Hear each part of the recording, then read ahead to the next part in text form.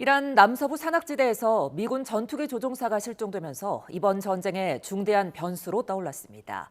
미국과 이란 모두 필사적으로 조종사를 확보하기 위한 작전을 진행하고 있습니다. 트럼프 대통령이 48시간 최후 통첩을 보낸 가운데 파키스탄이 중재하는 휴전 협상과 관련해선 엇갈린 신호들이 나오고 있습니다. 국제부 취재기자 연결하겠습니다. 유투건 기자, 이틀 전 미군 F-15 전투기 조종사 한 명이 이란 영토에서 비상탈출한 뒤 실종됐는데 수색 작업과 관련해서 추가로 전해진 소식이 있으면 전해주시죠. 네, 실종된 조종사의 행방과 관련해서 진전된 소식은 전해지지 않고 있습니다. 다만 말씀하신 대로 양측 모두 필사적인 수색 작전을 벌이고 있는 것으로 보입니다. 이란 국영방송은 밤사이 이란 국기와 소총을 들고 산악지대를 수색하는 주민들의 모습을 방영하기도 했습니다. 다만 이 영상의 진위는 확인되지 않았습니다. 앞서 이란 혁명수비대는 남서부 산악지대를 봉쇄했고 조종사를 생포하면 현상금을 주겠다고 발표했습니다.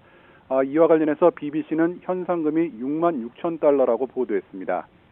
이에 맞서 미국도 이란 영토에 특수부대까지 투입하며 구출작전을 전개하는 것으로 알려졌습니다. 하지만 구출작전에 투입된 블랙호크 헬기 2대가 총격을 받아 후퇴하는 등 상황이 만만치 않습니다. 이와 관련해 백악관 국가안보팀은 지난 목요일부터 브리핑을 이어가며 구출작전에 총력을 기울이고 있다는 보도도 나왔습니다. 트럼프 대통령도 이번 주말엔 자택이 있는 플로리다에 가지 않고 백악관에 머물고 있습니다. 백악관 측은 트럼프 대통령이 부활절 연휴에도 백악관과 집무실에서 쉬지 않고 일하고 있다고만 설명했습니다. 네, 이스라엘과 이란은 치열한 공습을 주고받는 상황인데 어제 이스라엘이 이란 부셰르 원전까지 공격해서 우려가 커지고 있다고요? 네, 어제 이스라엘이 이란 남서부에 있는 부셰르 원전을 공습해서 한 명이 숨지고 부속 건물 한 채가 파괴됐습니다. 부셰르 원전을 겨냥한 네 번째 공격이었습니다. 이란 외무부는 부셰르 원전에 대한 무차별 공격으로 걸프 국가들이 방사능 유출에 따른 피해를 볼 수 있다고 경고했습니다. 실제로 부셰르 원전은 이란 수도 테헤란보다 쿠웨이트나 바레인, 카타르에 훨씬 더 가깝습니다. 부셰르 원전 운영에 참여하고 있는 러시아도 전문가 198명을 추가로 대피시키면서 이번 공격을 악랄한 행위라고 규탄했습니다. 국제원자력기구도 깊은 우려를 표명하면서 일단 해당 지역에서 방사능 수치는 증가하지 않았다고 발표했습니다. 이스라엘은 이란 전역을 대상으로 공격을 계속하고 있습니다. 베냐민 네탄야후 이스라엘 총리는 SNS를 통해 이란의 철강 생산 능력 70%를 파괴했다고 밝히면서 추가 공격을 예고했습니다. 이란 방송들은 이스라엘이 도서관이나 무료 진료소, 사원 등을 무차별 공습하고 있다고 주장하면서 관련 영상을 공개하기도 했습니다.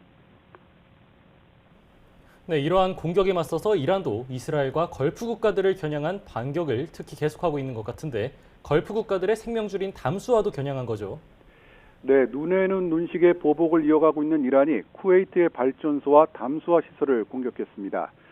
쿠웨이트 정부는 이란의 드론 공격으로 발전소 가동이 일부 중단됐다고 발표했습니다. 또 오늘 새벽에는 쿠웨이트의 석유단지도 공격을 받아 화재가 발생한 것으로 전해졌습니다. 이란은 어제 바레인에도 드론을 발사했고 이를 요격하면서 4명이 다치기도 했습니다. 또 두바이에선 미국 기업 오라클이 입주한 건물 등에서 피해가 발생했습니다.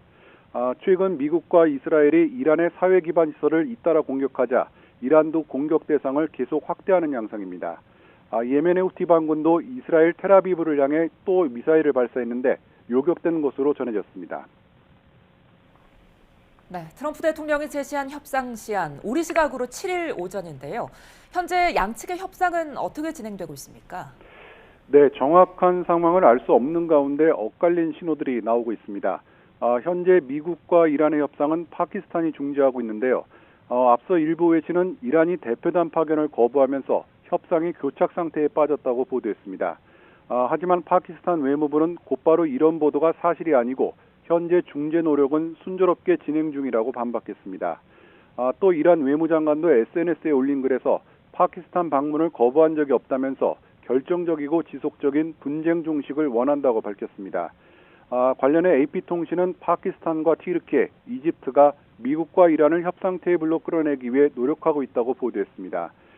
그러면서 아직 회담 날짜가 잡히지 않았고 미국과 이란이 직접 대면할지 아니면 간접적으로 협상할지도 불투명하다고 전했습니다.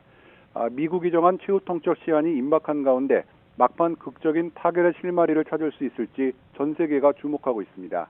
지금까지 국제부에서 YTN 유통원입니다.